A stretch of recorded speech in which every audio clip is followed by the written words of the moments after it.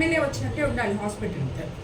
MLA వచ్చేటప్పటికి దాన్ని అలంకరించడం కాకుండా నేను వచ్చేటప్పుడు మీరు ఏవి చేయక్కర్లేదు, ఏ షామయానాలు పడలేదు, ఏ బొకేలు పడలేదు, నేను అప్పుడప్పుడు వస్తూనే ఉంటాను. సరేనా? మొత్తం ఏ రోజైనా కూడా హాస్పిటల్ ప్రతిరోజు ఎమ్మెల్యే వచ్చేటట్టు ఎట్లా చేస్తారో మీరు అట్టే ఉండాలి.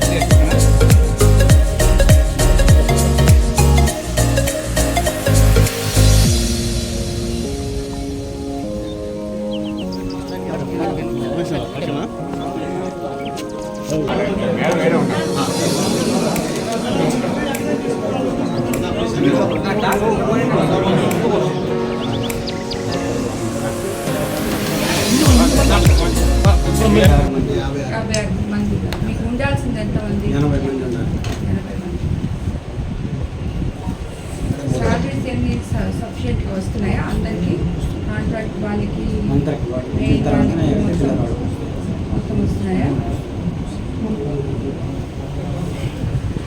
ఇది అవుట్ స్టాండింగ్ స్టాఫ్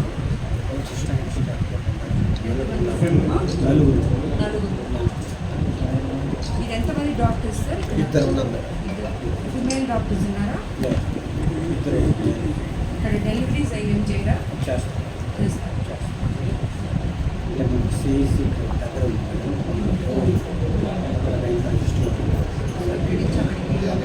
కోరు పంపిస్తున్నారు, కోరు పంపిస్తున్నారు. ఎక్కువ పాము కుక్క ఇలాంటి సంబంధించిన ల్యాబ్స్కి అన్నీ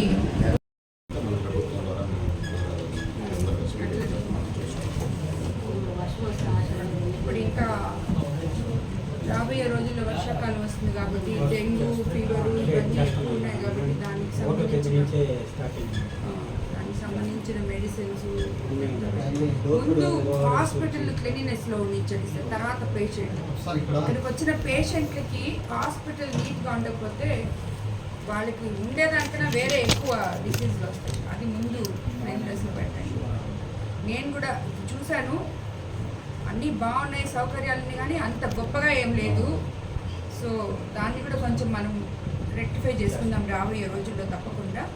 బట్ మీరైతే మాత్రం కొంచెం ఇనిషియేటివ్ తీసుకొని ఎంతవరకు మనకుందో, ఇంతమంది వర్కర్స్ ఉన్నారు కాబట్టి ఎంత వరకు మేరకు మనము క్లీనినెస్ ఇవ్వగలమో, పేషెంట్లకి ఏమి ఇవ్వగలమో అది మాత్రం దాని మీద కాన్సన్ట్రేట్ చేయండి. రాబోయే రోజుల్లో వర్షాకాలం కాబట్టి ఎప్పుడు ప్రతిరోజు ఎమ్మెల్యే వచ్చినట్టే ఉండాలి హాస్పిటల్. ఎమ్మెల్యే వచ్చేటప్పటికి దాన్ని అలంకరించడం కాకుండా నేను వచ్చేటప్పుడు మీరు ఏవి చేయక్కర్లేదు, ఏ షామయానాలు పడలేదు, ఏ బొకేలు పడలేదు, నేను అప్పుడప్పుడు వస్తూనే ఉంటాను. సరేనా? మొత్తం ఏ రోజైనా కూడా హాస్పిటల్ ప్రతిరోజు ఎమ్మెల్యే వచ్చేటట్టు ఎట్లా చేస్తారో మీరు అట్టే ఉండాలి. పేషెంట్లకు ఇంపార్టెంట్, ఎమ్మెల్యేలకు కాదు.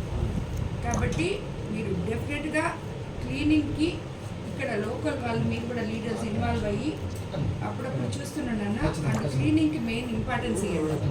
సరేనా? ఇప్పుడు వీళ్ళు ఎంపీటీసీగా 20 రోజులకు ఒకసారి వస్తుంటారు, కొంచెం వాళ్ళకి ఫండ్స్ తక్కువ ఉన్నాయి కొరతలు చెప్తుంటారు. అది అవన్నీ మనము ఇప్పుడు ఎలక్షన్ అయిపోయింది, మన గవర్నమెంట్ వచ్చింది, ఇప్పుడు ఏం కావాలో చెప్తే అవన్నీ మనం అరేంజ్ చేస్తాం. కానీ ఇక్కడ మీరు చేయాల్సిన డ్యూటీస్ మీరు చేయండి సార్. ప్రజలకి ఇబ్బంది పడకుండా బాగా లేకుండా హాస్పిటల్కి వస్తారు, ఇక్కడికి వచ్చే వాళ్ళందరూ పాపం పేదవాళ్ళే వస్తారు. వాళ్ళకి ఉండే వాళ్ళ ఇళ్ళ దగ్గర ఉండే బాధలు కాకుండా హాస్పిటల్కి వస్తే కూడా బాధలు ఉండవు. అది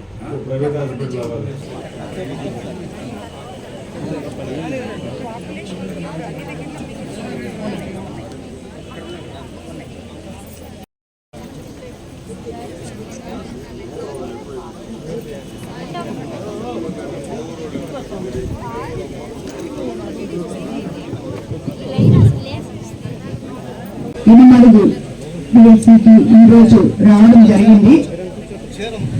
ముందుగా ఇక్కడ పేషెంట్ని తీసుకొచ్చే ఆశా వర్కర్లు, ఏఎన్ఎంలు, అదేవిధంగా ఇక్కడికి ఇచ్చేసిన తెలుగుదేశం నాయకులు, కార్యకర్తలు, బీజేపీ నాయకులు, కార్యకర్తలు, జన సైనికులకి అందరికీ మొట్టమొదటి ఈ హాస్పిటల్కి నాతో కలిసి వచ్చి ఇంత శ్రద్ధ తీసుకున్నందుకు మీకు అందరికీ ధన్యవాదాలు తెలుపుకుంటున్నాను. ఇప్పుడే ఈ హాస్పిటల్ విజిట్ చేయడం జరిగింది. యాక్చువల్గా హాస్పిటల్లో నేను చూసినప్పుడైతే అన్ని బాగానే చూపించారు, అన్ని ఆన్ డేట్ గానే చూపించారు. ల్యాబ్ టెక్నీషియన్ గారిని అడిగితే 60 వరకు ఇక్కడ టెస్ట్ చేసే ల్యాబ్ ఉందని చెప్పారు. 60 రకాల టెస్ట్ చేసే ల్యాబ్, అదేవిధంగా మెడిసిన్స్ కూడా సఫిషియెంట్ గా ఉన్నాయని చెప్పారు. పేషెంట్లు కూడా మాకు బాగానే ఉందని చెప్పారు. బట్ నేను ముఖ్యంగా ఈరోజు ఇక్కడికి రావడం, ఈ హాస్పిటల్ చూడడం, చూసిన తర్వాత నాకు అర్థమైంది ఏంటంటే ఇది సఫిషియెంట్ గా లేదు. ఇక్కడ ఎంతో మంది ప్రజలు ఉన్నారు, అందరికీ ఈ యొక్క పిహెచ్సి సరిపోదు అని డాక్టర్ గారు ఇప్పుడే అడగడం జరిగింది. ఇంకో దానికి మనం డెఫినెట్ గా చంద్రబాబు నాయుడు గారి ద్వారా, మన లోకల్ మినిస్టర్స్ ద్వారా అప్లై చేసి తప్పకుండా ఇంకొక పిహెచ్సి తెచ్చుకుంటాము. కానీ ఈ లోపల ఇక్కడ ఉన్నదాన్ని ఎవరైతే ఇక్కడ పనిచేస్తున్న స్టాఫ్ అందరికీ చెప్తున్నాను, వాళ్ళ ఇళ్ళ దగ్గర బాగు లేకుండా ఇక్కడికి వస్తున్నారు. ఇక్కడికి వచ్చిన తర్వాత ఈ హాస్పిటల్ క్లీనినెస్ అన్నిటికన్నా చాలా ముఖ్యం. ఎందుకంటే వాళ్ళు ఇక్కడికి వచ్చి వేరే హెల్త్ ఇష్యూస్ తెచ్చుకోకూడదు. కాబట్టి దయచేసి డాక్టర్లకి, స్టాఫ్ కి, ఇక్కడ ఉన్న డాక్టర్ గారికి అందరికీ నేను ఒకటే కోరుతున్నాను, మొట్టమొదట క్లీనినెస్ పాటించాలని చెప్పి నేను మిమ్మల్ని అందరినీ కోరుకుంటున్నాను. ఈ హాస్పిటల్ ఈరోజు ఎమ్మెల్యే గారు వస్తున్నారని కాదు, ప్రతిరోజు ఎమ్మెల్యే గారు వస్తున్నట్టే ఈ హాస్పిటల్ ఉండాలని, దానికి బాధ్యత తీసుకోవాల్సిన అవసరం ఇక్కడున్న లోకల్ సర్పంచ్లకు కానీ, ఎంపీపీలకు కానీ, లోకల్ స్థానిక నాయకులకు కానీ చాలా ఉంది. ఎక్కడ ఏ హాస్పిటల్ ఉన్నా, ఏ స్కూల్ ఉన్నా స్థానిక నాయకులు వాటి మీద ఇంపార్టెన్స్ వాటికి ఇచ్చి వాటికి ఏమేం కావాలో జాగ్రత్తలు చూసుకోవాలి. ఇప్పుడు ఇన్ని రోజుల నుంచి, సరే ఇప్పుడు ప్రభుత్వం మారింది, నేను కాదలేదు, ఇన్ని రోజుల నుంచి ఈ హాస్పిటల్ ఉంది, ఇక్కడ ఈ ఊర్లో సర్పంచులు ఉన్నారు, కనీస వసతులు, మౌలిక సదుపాయాలు ఇక్కడ పనిచేసే డాక్టర్లకు కానీ, సిస్టర్స్ కానీ ఎవరికి కనీసం టాయిలెట్స్ కూడా లేవు ఇక్కడ. అవి కూడా ఏర్పాటు చేయకుండా ఎందుకు ఇలా వదిలేశారు అని నేను అడుగుతున్నాను. బట్ నేనైతే రాబోయే రోజుల్లో తప్పకుండా మీకు తగు సౌకర్యాలు ఈ హాస్పిటల్లో ఏర్పాటు చేస్తాను. అదేవిధంగా ఇంకో పిహెచ్సి కూడా మీరు అందరూ అడిగినట్టు నేను తప్పకుండా మీకు ఏర్పాటు చేస్తాను అతి త్వరలోనే. కానీ ఇక్కడ ఉన్న వాళ్ళు మాత్రం మీ బాధ్యత మర్చిపోవద్దు. ప్రజలు నిస్సహాయ స్థితిలో వాళ్ళకి బాగలేని టైంలో మన దగ్గరకు వస్తారు. కాబట్టి వాళ్ళని ప్రేమతో మీరందరూ చూడాలని చెప్పి కూడా నేను కోరుకుంటున్నాను. అదేవిధంగా 2022 ఆర్థిక సంవత్సరం రాష్ట్ర వ్యాప్తంగా ఆరోగ్య విభాగానికి దాదాపు 16,000 కోట్లు బడ్జెట్ కేటాయించారు. అందులో మెడిసిన్ ఇచ్చినట్లు గణాంకాలు చెప్తున్నారు. మన వద్ద శిక్షణ ఉన్న డాక్టర్లకైతే కొదవలేదు. కాబట్టి ఇంకా కూడా బెటర్ సదుపాయాలు ఏమైనా కావాలంటే ఈ హాస్పిటల్లో చేసుకోవడం మాత్రమే మనం చేయగలం. మన రాష్ట్రంలో దాదాపు 1145 పిహెచ్సిలు ఉన్నాయి. వీటిల్లో 4 పిహెచ్సిలకు national quality assume standard certificate వచ్చింది. 4 పిహెచ్సిల్లో మన రామతీర్థం ఒకటి. అందుకు కూడా మన కాన్స్టిట్యున్సీలో ఉన్న ఒక పిహెచ్సికి ఇది వచ్చిందని చెప్పి నాకు చాలా సంతోషంగా ఉంది. ఇక్కడ కూడా రాబోయే రోజుల్లో కోవూరులో, ఇనమడుగులో, ప్రతి మండలంలో ఉన్న పిహెచ్సిలు అదే స్థానానికి చేరాలని చెప్పి నేను ఇక్కడ ఉన్న సిబ్బందిని, డాక్టర్ గారిని, లోకల్ స్థానిక నాయకుల్ని అందరినీ కోరుకుంటున్నాను. అందరికీ మంచి వైద్యం అందిస్తారని మిమ్మల్ని అందరినీ కోరుకుంటున్నాను. Thank you.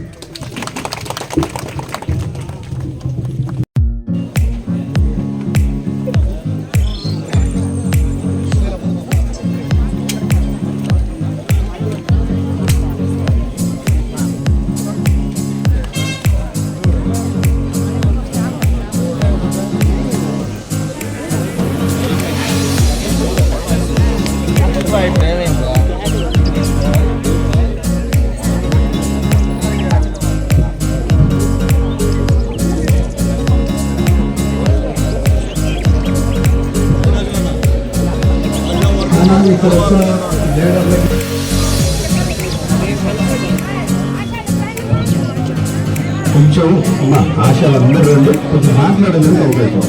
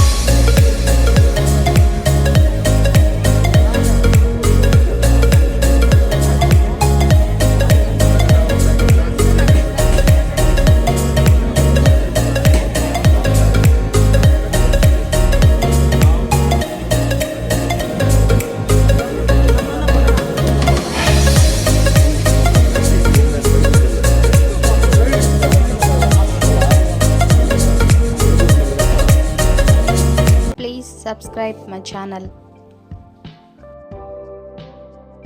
Please subscribe my channel.